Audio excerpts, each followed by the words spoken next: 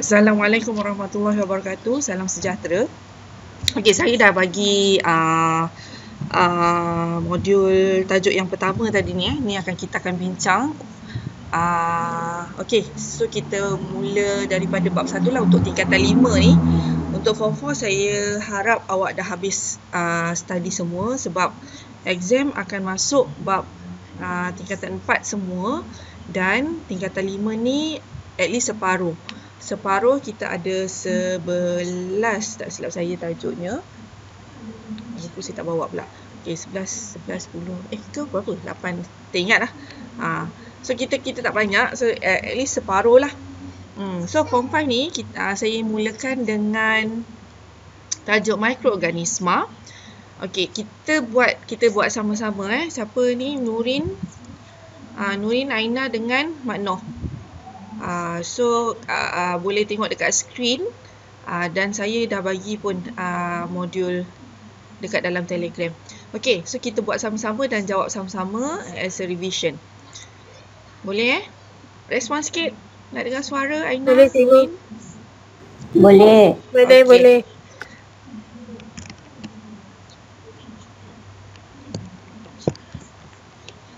Okey, so kita tengok. Darjah 1 menunjukkan satu contoh mikroorganisma. Antara yang berikut. Sekejap, benda pula yang...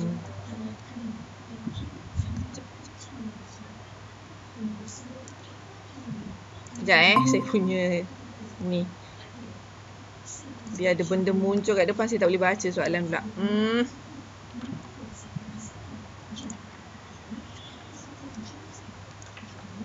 Set. Sekejap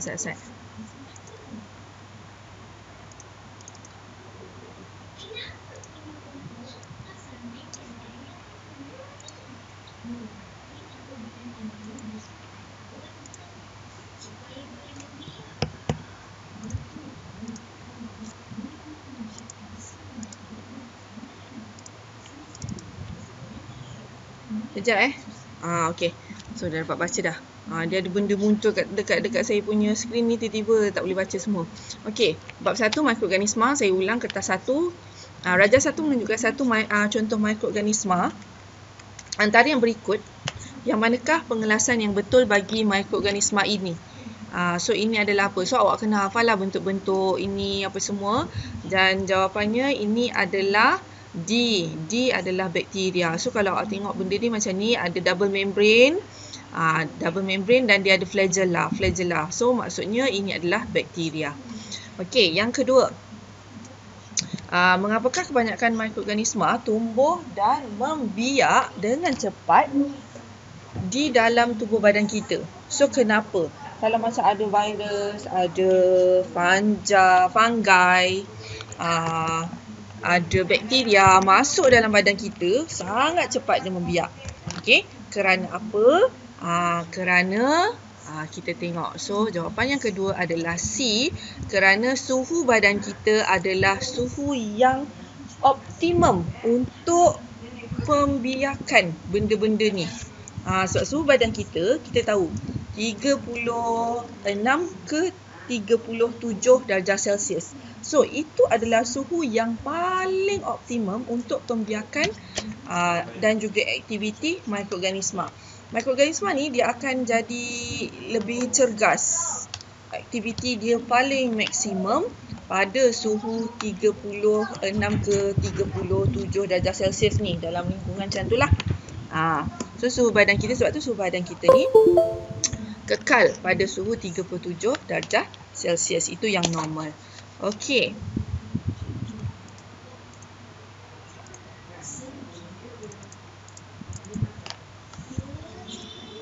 Okey, seterusnya antara yang berikut, yang manakah terkumpul dalam kumpulan yang sama? So yang terkumpul dalam kumpulan yang sama, P, Q, R dan juga S. P ni adalah yeast, Q adalah bakteria, R adalah ameba dan S adalah kulapuk roti. So yang mana tergolong dalam kumpulan yang sama? Okey. So kita tahu yeast adalah kulat dan as in kulaput roti juga adalah kulat. So dia dalam kumpulan yang sama iaitu fungi. Fungi. Okey. Dia lag sikit dah hari ni. Dia fungi. So P dan juga S jawapannya. Okey. Yang keempat. Raja menunjukkan satu eksperimen untuk mengkaji satu faktor yang mempengaruhi pertumbuhan bakteria. So kalau kita tengok gambar Raja ni,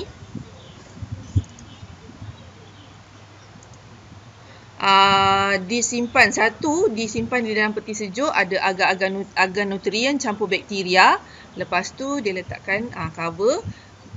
Okey, kemudian agar nutrien campur bakteria, letak cover juga. Yang satu lagi disimpan pada suhu bilik. Dia ada bakteria dan ada nutrien. Maksudnya, kalau keadaan adalah sesuai, dia akan membiak.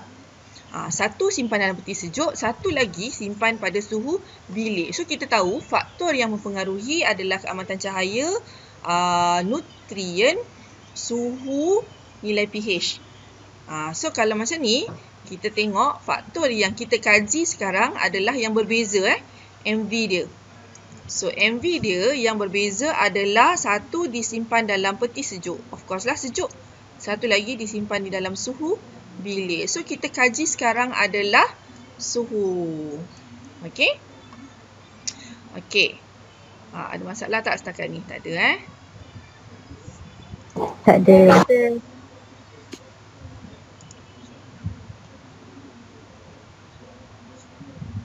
Laptop saya lambat hari ni.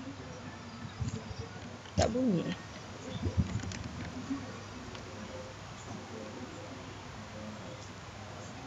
Sekejap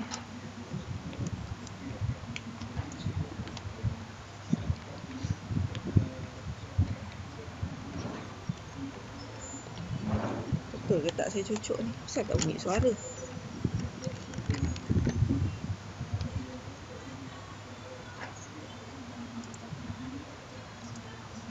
Okey, seterusnya. Suara saya clear Ya. Tapi tengok punya gambar je terdekat. Gambar dia sangkut-sangkut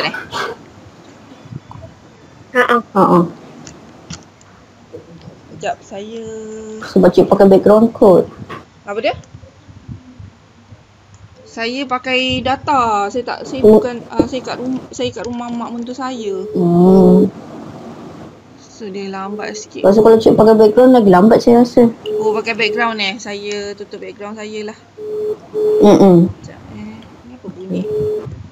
Kenapa ada bunyi call ni? Sekejap saya tutup background dulu. Change background.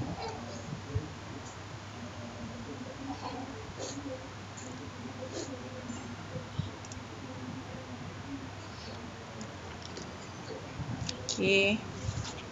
Nampak ke tak? Ada matahari lah belakang. Apalah, abaikannya lah matahari kat belakang tu. Okey. Sana pun ada. Lepas tu tak ni.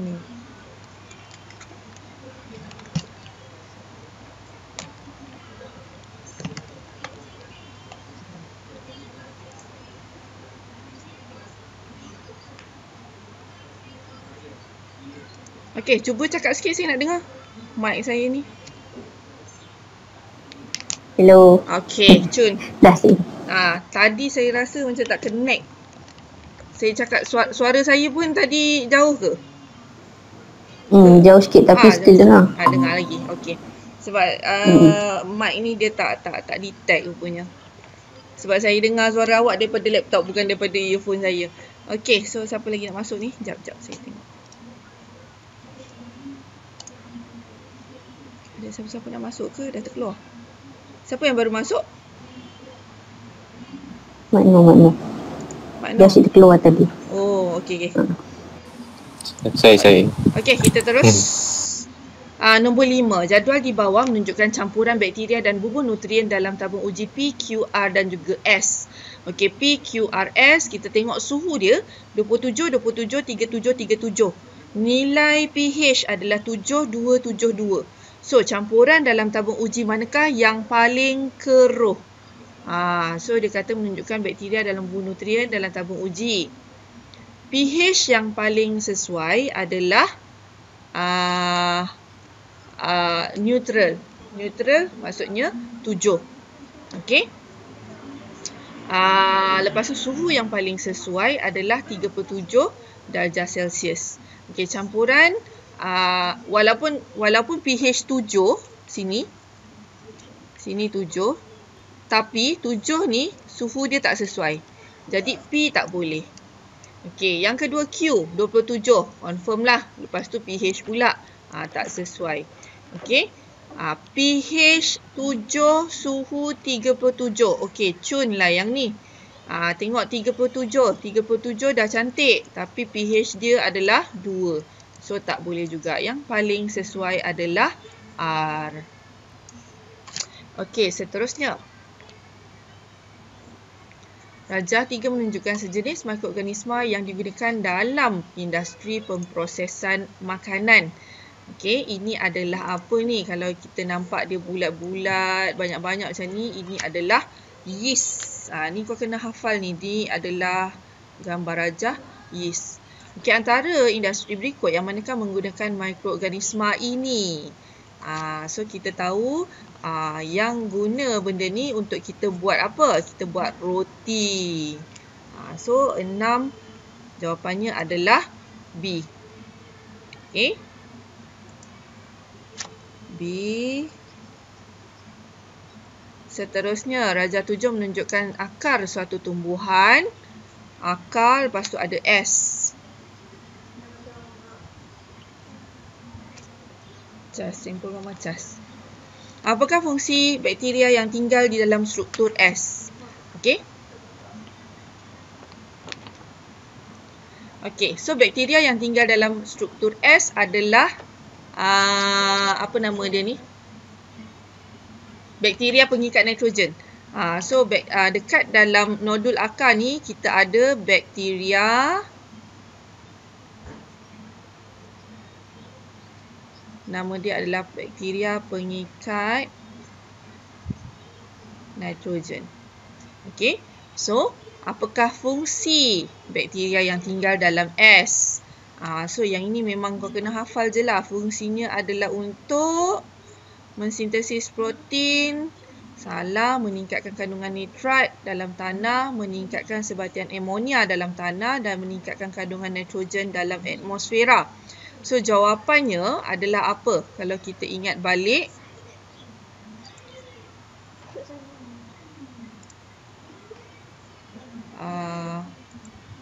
Meningkatkan, okey. Bakteria pengikat nitrogen ni, fungsinya adalah untuk menukarkan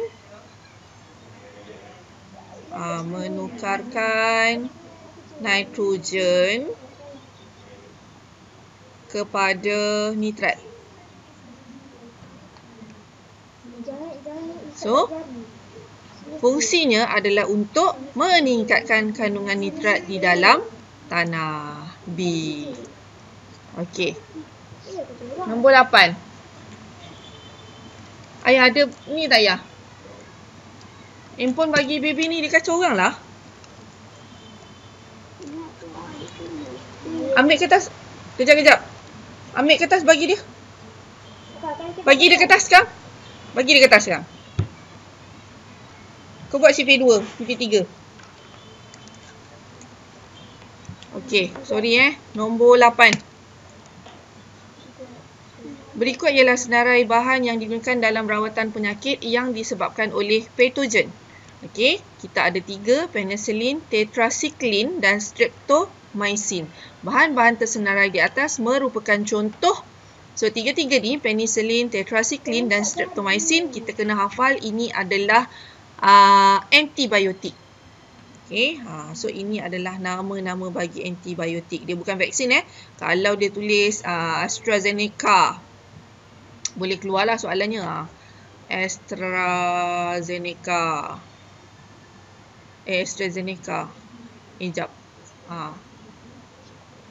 AstraZeneca ni adalah company nanti kau tahulah benda ni kalau dia bagi nama vaksin lah. Okey. Antiseptik. Tapi yang tiga-tiga ni, penicillin, streptomycin, tetracycline ni adalah antibiotik. Kalau dia letak Pfizer, Sinovac lah apa semua tu, itu adalah vaksin. Okey, nombor 9. Darjah 9 menunjukkan tindakan penicillin ke atas koloni bakteria. So koloni bakteria, cakra penicillin, kawasan jernih. Apakah yang ditunjukkan oleh kawasan jernih? Sini. So, kawasan jernih. Eksperimen ni dia macam mana sebenarnya? Dia celupkan cakra ni dalam penicillin. So, penicillin ni dia bubur dekat dalam cakra. Dekat dalam cakra ni ada koloni bakteria. So, kalau awak tengok selepas beberapa hari, koloni bakteria ni dia tak hidup tau berdekatan dengan cakra. Nampak? So, semakin pekat antibiotik yang dekat cakra ni, makin jauh dia punya kawasan jernih. So sebab bakteria dia tak boleh hidup berdekatan dengan cakra ni. Okey, so apakah yang ditunjukkan oleh kawasan jernih di atas? Kawasan jernih ni maksudnya pertumbuhan bakteria adalah terencat. So kita ambil yang D, terencat. Bakteria tumbuh dekat keliling ni yang ada ni, tapi tidak berdekatan dengan cakra ni. Dekat kawasan jernih ni memang tak ada. Kalau dia punya kepekatan makin tinggi, so makin besarlah dia punya kawasan jernih dia. Okey, so senang je, konsep dia senang. Okey, kemudian nombor 10, darjah 6 menunjukkan mikroorganisma yang ditemui pada sekeping roti. Ini adalah kulaput roti, fungi Sorry, bukan fungi, fungi. Okey, apakah kaedah pembiakan mikroorganisma ini? Kaedahnya adalah pembentukan spora. Okey. Seterusnya kita tengok kertas 2, darjah 1.1 menunjukkan satu eksperimen untuk mengkaji kesan suhu. Sini kena gariskan. Kesan suhu terhadap pertumbuhan bakteria Bacillus subtilis. Okey, bakteria Bacillus subtilis ni awak dah boleh baca sebagai kat sini awak dah boleh dapat sini adalah MV. Sini adalah RV. RV adalah pertumbuhan dan sini bakteria Bacillus subtilis ini adalah CV. Constant. Daripada soalan pun awak dah boleh dapat ketiga-tiga pemboleh ubah. So pemboleh ubah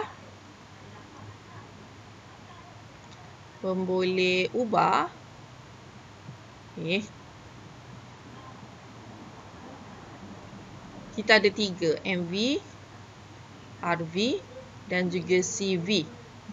So tiga-tiga ni kita boleh dapat daripada soalan. First kali memang kau kena cari dekat dalam soalan tu. Kalau nak tahu, kita start dengan sini. Untuk mengkaji. Kalau perkataan untuk mengkaji, maksudnya itu adalah objektif eksperimen.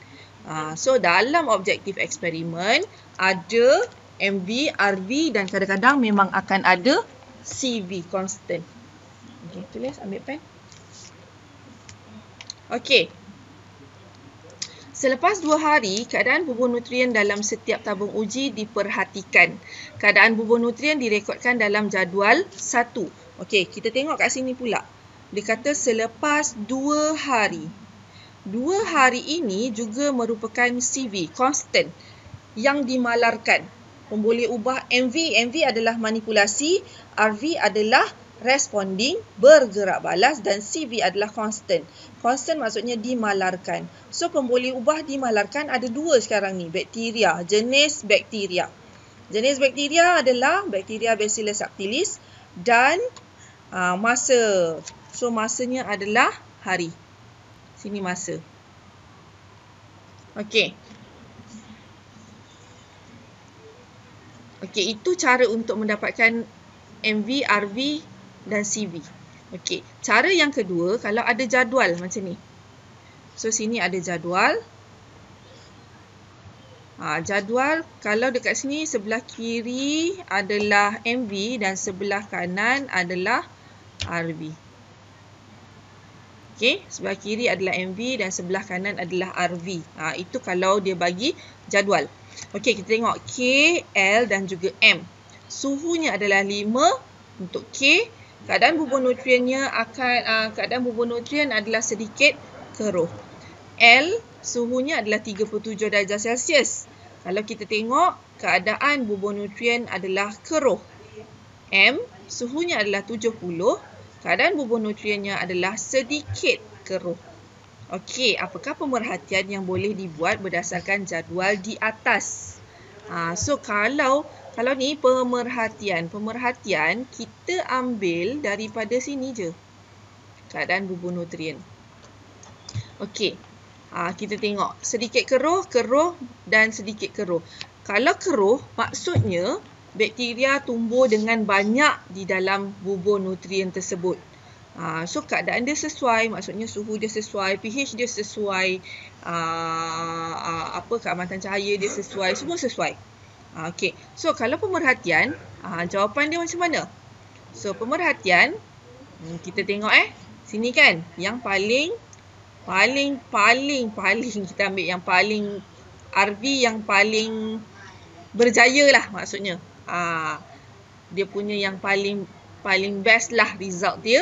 So, jawapannya pemerhatian adalah suhu 37 darjah Celsius menghasilkan bubur nutrien yang paling keruh.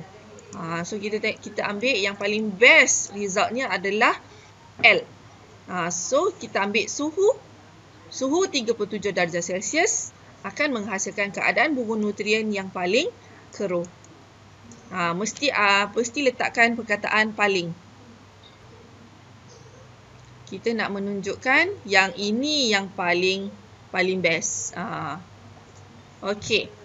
Pemerhatian. So, pemerhatian, suhu 37 darjah Celsius menghasilkan bubur nutrien yang paling keruh.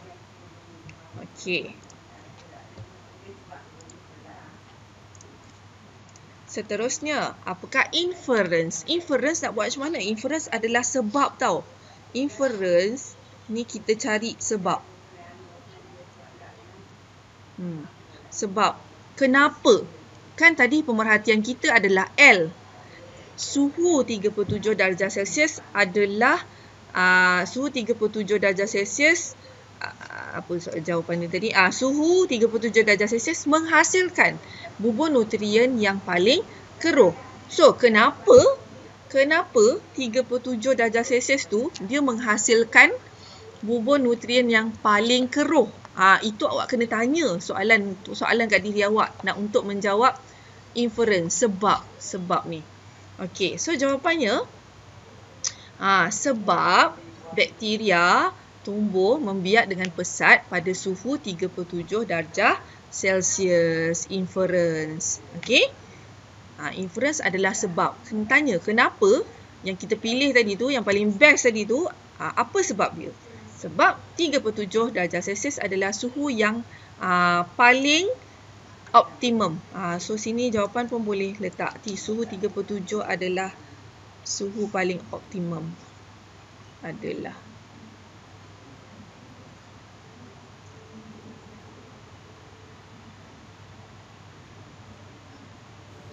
Cikgu, kan jawapan apa ni? Yang B tadi. Yang apa dia kata bakteria tumbuh membiak dengan pesat. Pesat tu apa? Pesat tu maksudnya dia cepat dan banyak. Bakteria tu pesat dan banyak. Jadi dia sebab tu dia keruh. Bubur nutrien tu.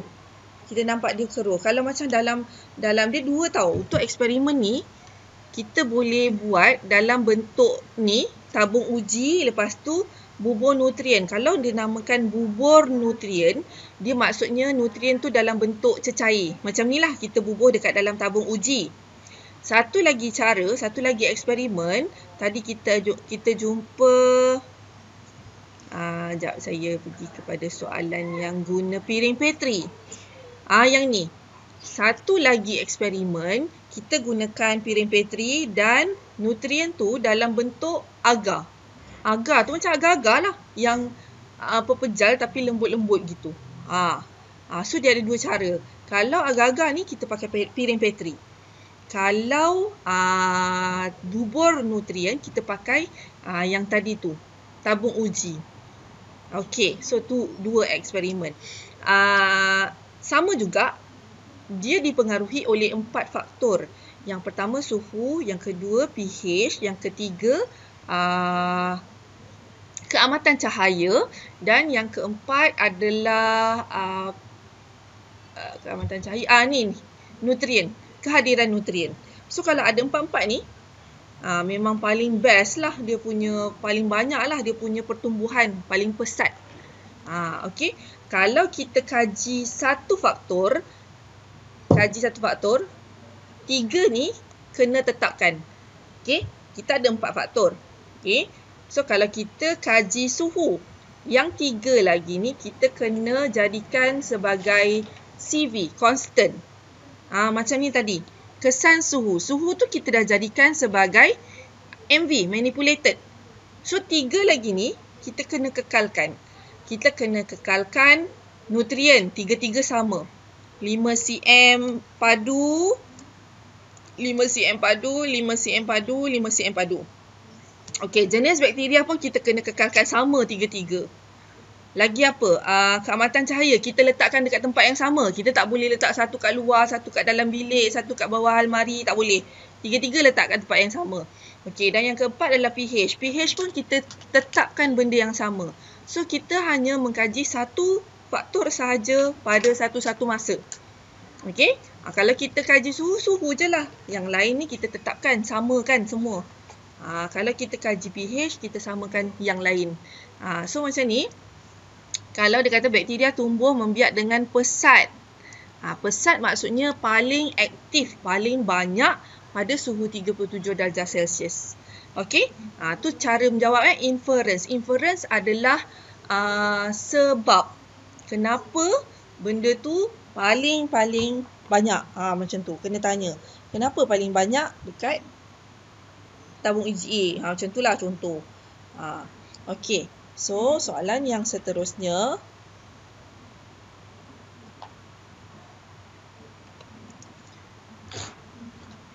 Inference dah. Hipotesis. Hipotesis ni kita tahu. Hipotesis ni, cara menjawab hipotesis, biasanya lah perkataan semakin bertambah MV, semakin bertambah RV. Itu yang biasa. Itu yang selalu kita gunakan. Tapi untuk eksperimen ni, kita tak boleh gunakan semakin bertambah MV, manipulated, semakin bertambah RV, responding. Tak boleh. Sebab semakin bertambah suhu, tapi dia ada maksimum dia. Dia graf dia macam ni. Graf dia berbentuk loceng. 37 ni dekat sini. So, bila suhu bertambah lagi, dia akan turun balik graf dia. Jadi, kita tak boleh nak gunakan hipotesis yang macam tu. Tapi kalau yang untuk lain, kita tengoklah. Kalau benda tu sesuai, kita gunakan hipotesis semakin bertambah MV, semakin bertambah RV, boleh kita gunakan. Tapi untuk eksperimen mikroorganisma ni tak boleh. Sebab kita tengok MV ni kan, 5, 37, 70 bertambah. Tapi sedikit keruh, paling keruh, lepas tu sedikit keruh. Dia dah jadi, macam saya lukiskan tadi, dia dah jadi turun balik dah dia punya graf. So, macam mana kita nak jawab untuk inference kali ni? Kita ambil yang maksimum ni tadi kat sini. Dekat puncak graf ni, sini yang kita buat sebagai dia punya hipotesis. So, jawapannya adalah bakteria membiak dengan baik. Baik ni, bakteria membiak dengan pesat lah saya rasa. Baik ni tak best lah. Bakteria membiak dengan pesat pada suhu 37 darjah Celsius. So kita ambil yang dekat ni, yang dekat puncak ni. Okey? Boleh faham macam mana nak buat hipotesis. Dia sama ada semakin bertambah MV, semakin bertambah RV. Itu kalau untuk eksperimen yang semakin bertambah lah. Tapi untuk eksperimen ni, graf dia macam loceng. So, bila graf dia macam loceng, awak tak boleh nak buat semakin bertambah. Itu tak valid. So, kita ambil yang dekat puncak loceng tu. Suhu 37 darjah Celsius adalah suhu yang optimum untuk pembiakan bakteria. Pun boleh jawab macam tu. Yang penting mesti ada perkataan optimum ataupun optimum ni untuk suhu. Okey. Nurin, Aina, Makno. Ada siapa lagi kat sini? 3 orang. Asal ada 5 ni Saya 2. Okey. Tahu tak macam mana nak guna perkataan optimum? Tak tahu. Okey. Tak tahu. Okey, Tak tahu. Okey, kalau macam ni optimum dengan maksimum. Apa yang korang confuse? Okey, macam ni. Optimum. Okey, saya padam kejap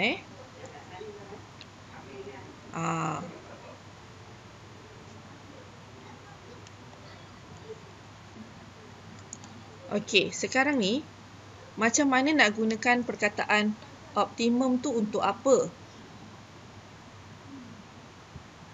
Maksimum tu macam mana? Kadang-kadang memang confuse dekat sini. Okey, maksimum macam ni tau. Sekejap, saya buka satu PDF yang lain. Sekejap, saya cari PDF kosong.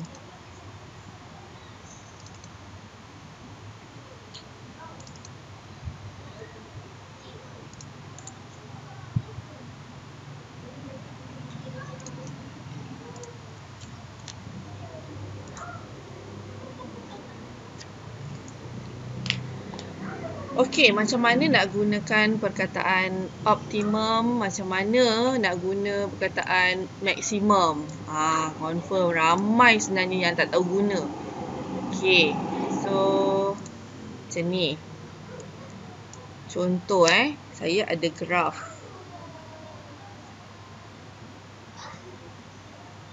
Okey, graf ini adalah graf suhu. Suhu melawan masa. Okey, kalau dia kata graf suhu melawan masa, macam ni lah sebenarnya. Suhu dekat bahagian RV dan masa dekat sini. Sini masa sebagai MV. Suhu adalah RV. Paksi Y, sini paksi X. Sini ada kosong. Okey, graf dia semakin bertambah suhu, semakin bertambah. Sekejap. Salah. Apa yang aku buat ni? Okey. Cancel. Ulang balik. Confident Salah sebut sebenarnya. Okey. Baik semula. Okey, kita ada graf.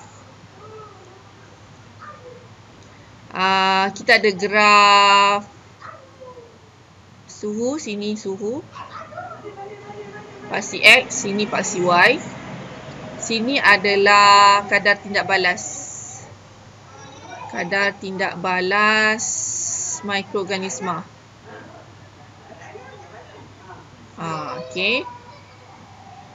Suhu, sini kosong, memang kau kena letak kosong.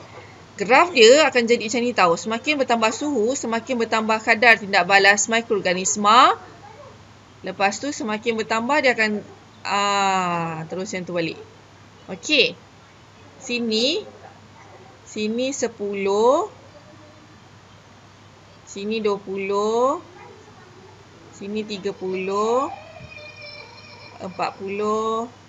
50. 60. 70. Okey, kalau kita tengok dekat bahagian sini 37, puncak dia ni dekat sini lah, lebih kurang lah. Okey, dia akan dapat sini lebih kurang 37 darjah Celsius. Okey, macam mana nak gunakan perkataan optimum? Optimum sini. Ini adalah suhu optimum. Suhu optimum. Sebab kita ambil dekat yang maksimum ni. Yang paling ini adalah titik maksimum. Paling atas. Maksimum tu maksudnya paling atas. Ini adalah titik paling maksimum bagi kadar mikroorganisma. Kadar tindak balas mikroorganisma. So, dekat sini adalah kadar tindak balas mikroorganisma paling, bukan paling lah, maksimum. Tak ada paling lah. Kadar tindak balas mikroorganisma maksimum dekat sini. Pada suhu 37 darjah Celsius. So, suhu 37 darjah Celsius ini dikatakan sebagai suhu optimum. Okey? Faham tak? Aina, Nurin, Mak Noh. Faham tak? Suhu. Faham. Kadar tindak balas maksimum. Sini, kita tengok dekat graf yang paling tinggi. Paling best lah dia punya bacaan. Kadar tindak balas maksimum. So, dekat kadar tindak balas maksimum ni, kita baca dia punya suhu dia berapa. So, suhu yang paling banyak paling ni.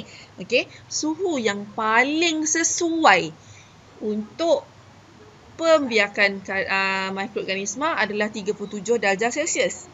So, suhu itu dikatakan suhu yang paling sesuai tu, kita katakan sebagai suhu optimum.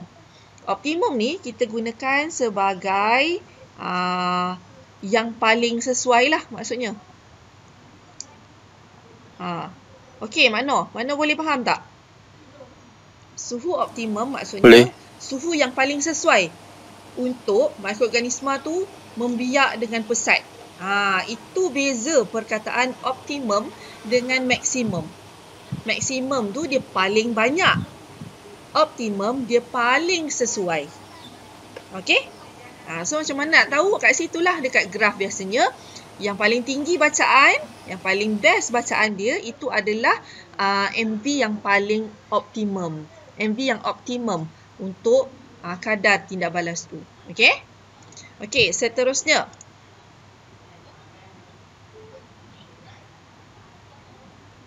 Berdasarkan eksperimen ini, nyatakan definisi secara operasi bagi bakteria.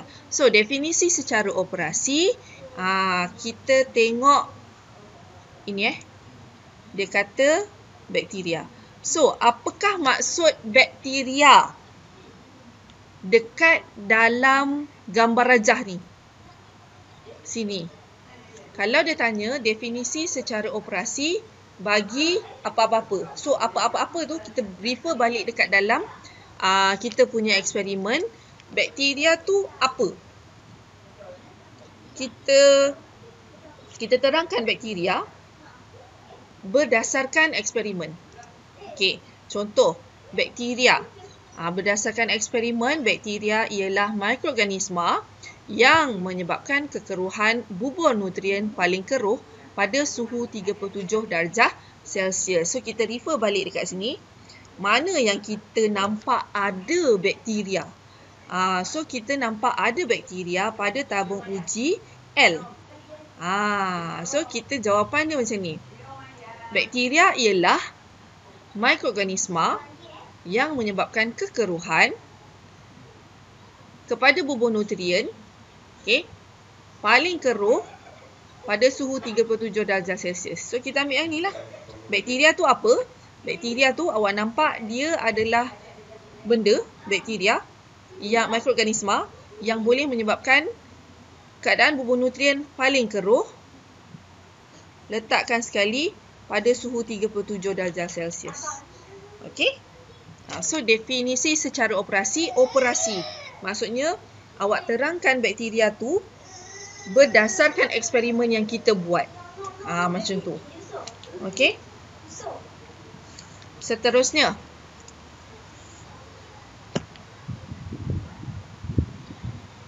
Okey, Raja 1.2 menunjukkan sejenis makanan, buah-buahan, tindakan, tandakan right pada kaedah yang paling sesuai untuk menyimpan makanan tersebut. So, paling sesuai, adakah kita boleh menyimpan di dalam freezer? Buah memang tak boleh lah letak dalam freezer, dia rosak. Okey, letak dalam peti sejuk, boleh. Dalam bekas menyimpan dia boleh rosak. So, yang paling sesuai adalah dalam peti sejuk. Okey. Satu lagi kita buat soalan. Raja 1 menunjukkan eksperimen untuk mengkaji kesan cahaya ke atas pertumbuhan fungi. Okey. Sini. Untuk mengkaji ini adalah objektif. Objektif. Susah betul lah nak tulis. Okey, ini adalah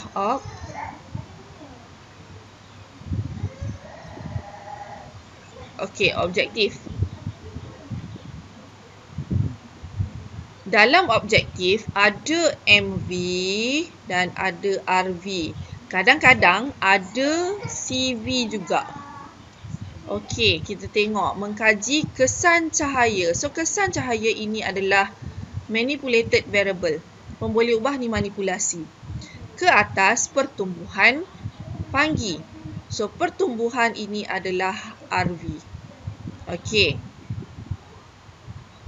Kita tengok roti lembap diletakkan di dalam satu bekas. Satu, A ini diletakkan di bawah cahaya terang. Yang B diletak di bawah cahaya malap. Dan C disimpan di dalam gelap. Terus terang, malap dan gelap. Selepas 3 hari. 3 hari ini confirm. Kau 3 hari tak boleh lebih. Macam ni So, ini kita dah tetapkan. So, ini adalah CV. Sebab apa saya suruh labelkan macam ni? Sebab kita ada soalan yang akan keluar macam ni tau. Bawah tu nanti kan tiba dia tanya. Okey, nyatakan CV. Nyatakan MV. Nyatakan RV. So, kita dah boleh dapat dah daripada soalan. Okey, selepas 3 hari, permukaan setiap keping roti diperhatikan. Jadual 1 menunjukkan keputusan eksperimen. So, roti A, roti B, roti C. Roti A letak dalam cahaya terang, roti B letak dalam cahaya malap dan roti C di dalam gelap. Bilangan tumpuk hitam yang kita dapat pada cahaya terang kosong. Maksudnya, cahaya terang tu memang tak sesuai untuk pertumbuhan kulat. Kulat memang kita tak dapat jumpa kalau cahaya terang. Dia tak suka. Dia suka keadaan yang gelap. Bila keadaan yang gelap, dia lebih banyak membiak. Okey, yang kedua. Bilangan tumpuk hitam pada cahaya yang malap adalah 3 dan bilangan tumpuk hitam dalam keadaan gelap adalah 10. So, kita tengok keamatan cahaya ni. Terang, malap, gelap. Keamatan cahaya bertambah atau berkurang? Jawab. Bertambah atau berkurang keamatan cahaya? Ina. Mana?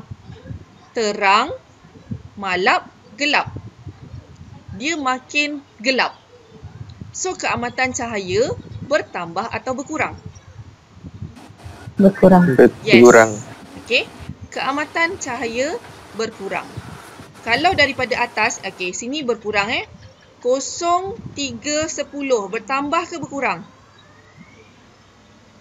0, 3. Bertambah. Yes, dia bertambah. Tambah. Okey. Kat sini kita dah boleh bertambah lah pula.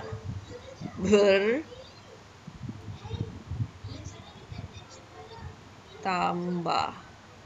Okey, dekat sini kita dah boleh buat hipotesis dekat sini. Okey, hipotesis dah kat sini. Nampak? Kita boleh buat hipotesis. Macam mana nak buat hipotesis?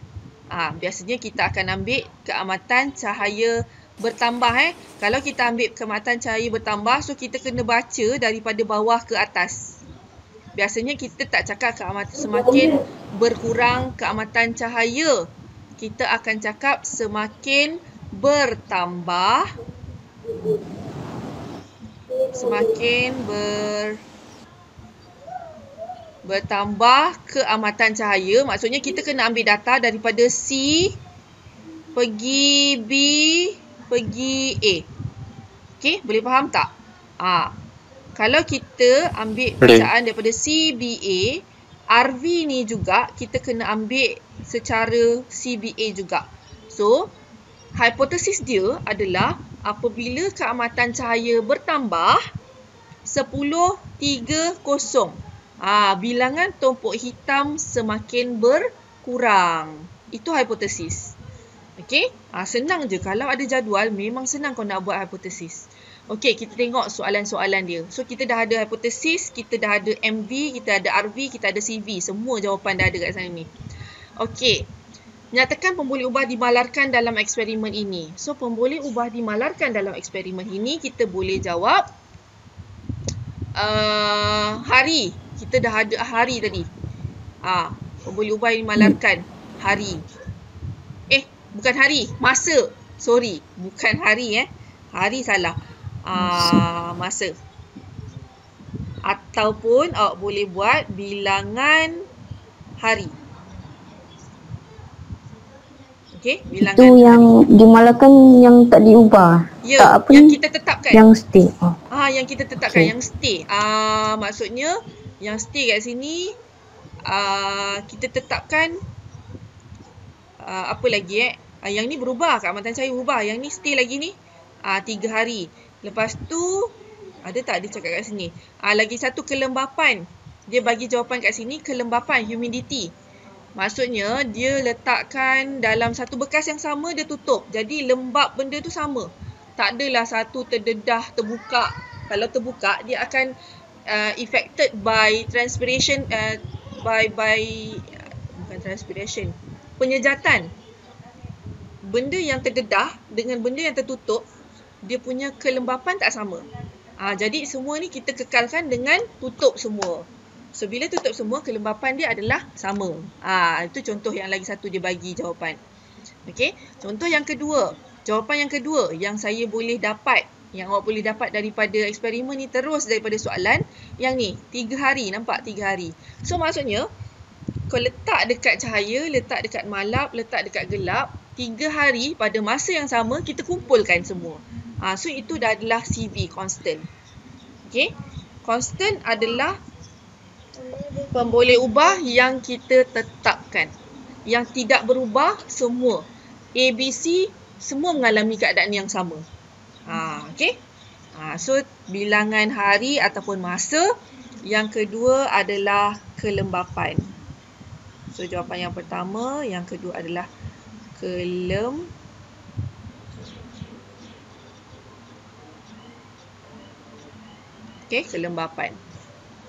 Okey. Berdasarkan jadual 1, nyatakan satu inference yang dapat anda buat pada roti A. Inference pada roti A. Roti A, kita tengok dia punya result adalah kosong. Okey. Roti A kosong. Roti C 10.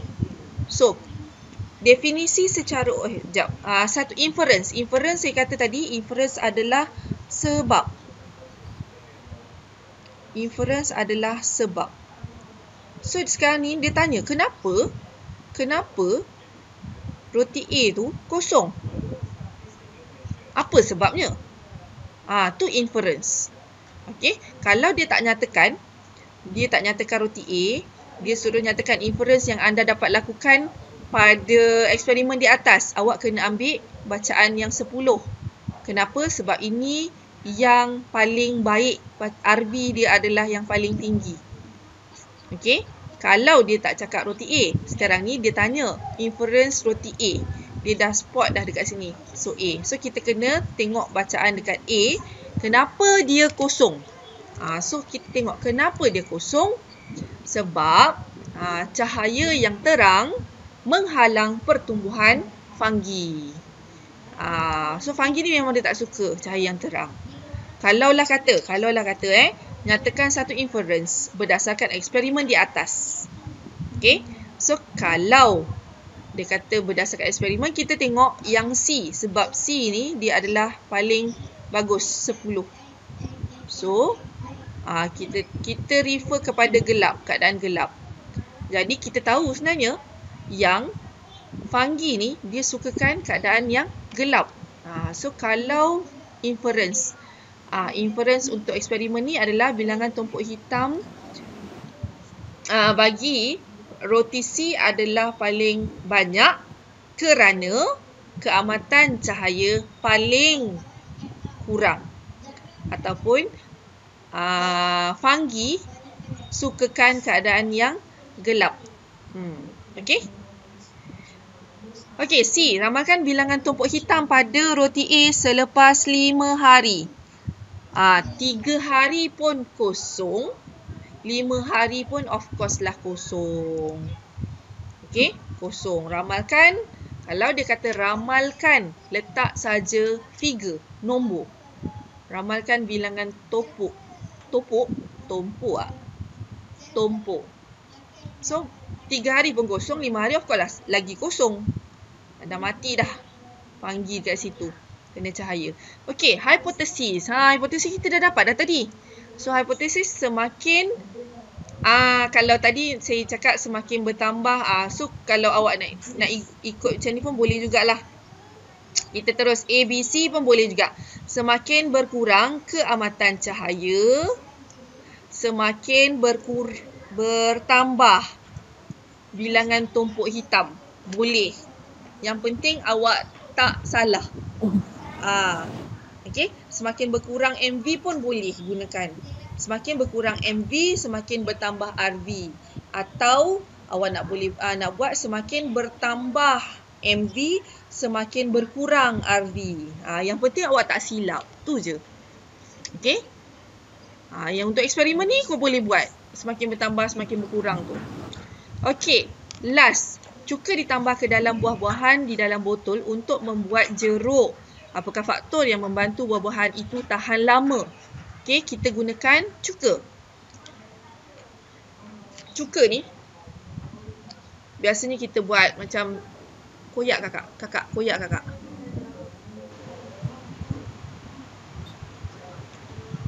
Okey, cuka ni kita buat jeruk untuk memastikan makanan tersebut tahan lama. So, apa fungsi cuka dalam makanan ni? Okey, so fungsi cuka, kenapa kita buat cuka? Sebab sekarang ni dia kata, apakah faktor yang membantu buah-buahan itu tahan lama? Faktor. So, kalau dia tanya apakah faktor? Faktor yang kita kaji untuk mikroorganisma ada 4. pH, suhu, keamatan cahaya dan kehadiran nutrien. Kalau ada lagi tak? Ada lagi, tengok nanti boleh update. Cikgu lag. Oh, lag. Okey, dengar tak? Okey. So, sekarang ni cuka. Kenapa buah-buahan ni kita buat sebagai jeruk? Okey. Soalan dia tanya apakah faktor. So, kita tahu cuka tu dia masam. So, faktor yang kita kaji sekarang adalah pH. Kenapa jeruk tu boleh tahan lama? Sebab bila makanan dimasukkan dalam cuka, pH dia dah jadi tak sesuai untuk pertumbuhan bakteria. Bakteria memang tak boleh hidup di dalam pH yang terlalu rendah atau terlalu tinggi. So bila pH tu rendah, bakteria tidak dapat membiak. Jadi tak reputlah makanan yang dijerukkan tu. Sebab itulah jeruk cili, jeruk mangga, jeruk apa dia lebih tahan lebih lama berbanding buah-buahan yang biasa. Tapi kita tengok jeruk tu dia kecut. Sebab apa? Itu cara yang kedua pula. Dia proses yang kedua berlaku. Cuka masuk dekat dalam mangga. Air daripada mangga tu keluar daripada mangga. So, yang pertama, bakteria tidak boleh hidup dalam keadaan pH yang terlalu rendah. Yang kedua, bila air dah tak ada, bakteria pun akan mati sebab dia tak boleh hidup tanpa air. Lagi satu, efek kepada bakteria tu sendiri. Kalau cuka dah masuk dalam bakteria, air dalam bakteria tu akan keluar daripada bakteria. So, bakteria tu akan prenate dehidrasi dan akan kecut dan akan mati. Sebab itulah cuka boleh membuatkan makanan tahan lebih lama. Okey. Okey, saya rasa sampai situ dulu.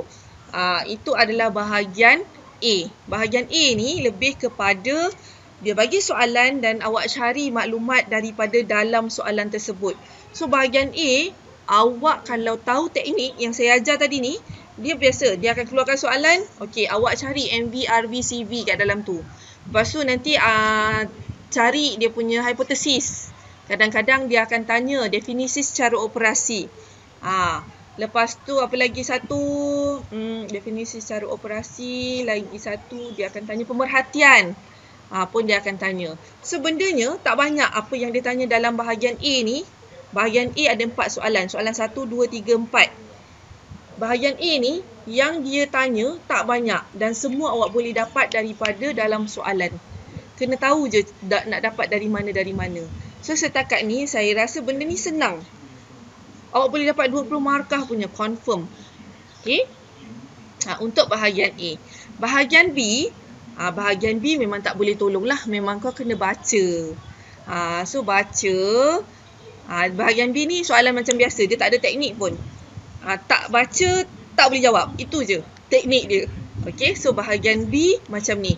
Namakan bakteria, contohlah ada lembu, namakan bakteria, apakah fungsi bakteria, bla bla bla bla, semua ni. Okey. Bahagian C. Bahagian C ni adalah eksperimen. So eksperimen ni macam mana? Kaji situasi berikut. Okey, dia akan bagi satu pernyataan. Okey, pernyataan tu awak akan dapat detect lah itu eksperimen apa. Eksperimen form 4, form 5 tak banyak sebenarnya, sains tak banyak. So awak baca je dekat dalam buku teks tu, semua eksperimen yang wajib. Tak banyak pun eksperimen, dalam 8 ke 9 form 4. So tak banyak. Awak boleh hafal sebenarnya. Okey, so soalan dia standard. Bila dia dah bagi ni pernyataan, dia akan tanya nyatakan satu pernyataan daripada maklumat di atas. Okey, 1 markah. Lepas tu dia akan tanya hipotesis. Lepas tu 2 markah ni yang ketiga dia akan suruh awak tulis eksperimen tu. Okey. Yang pertama adalah tujuan eksperimen, 1 markah. Untuk mengkaji MV terhadap RV. Kau kena hafal yang tu. Okey, yang kedua, bila kau dah dapat ni kan, tujuan eksperimen. Tujuan eksperimen ambil daripada sini. Nampak ni? Berdasarkan pernyataan yang diberi, huraikan satu eksperimen untuk menguji hipotesis anda. Anda diberikan asid hidroklorik cair, air suling, bubur nutrien, kultur bakteria dan juga kapas. So kena tahulah ini eksperimen apa, tujuan eksperimen. Bila dah dapat tujuan eksperimen, dalam tu ada MV, RV dan juga CV. So ini 2 markah. Kaedah nyatakan 1, 2, 3, 4. Biasa 4, 5 macam tu je lah. Lepas tu penjadualan data 1 markah. So dapatlah 10 markah untuk soalan ini. Okey. Itu sahaja sebenarnya. Nak skor matematik pula. Nak skor sains sangat-sangatlah senang sebenarnya. Serius saya cakap. Nak bandingkan dengan biologi, untuk skor biologi sangat susah. Okey. Tapi sains memang senang gila. Sebab dia ada bahagian A, bahagian B, bahagian C. Bahagian A kita dah tahu yang tadi kita buat tadi tu. MV, RV, CV, hipotesis, pemerhatian, definisi secara operasi. Itu je yang dia tanya. Dia tak tanya benda lain. Mungkinlah dia suruh lukis graf. Itu je. Dan 20 markah dah tentu kau boleh dapat punya. 20 markah dah tentu kau boleh dapat. Confirm. Okey, untuk bahagian B. Bahagian B memang kena baca lah. Saya tak boleh nak tolong lah. Tak ada teknik apa, memang namakan proses. Kalau kau tak tahu, yeast, proses apa? Tak tahu lah.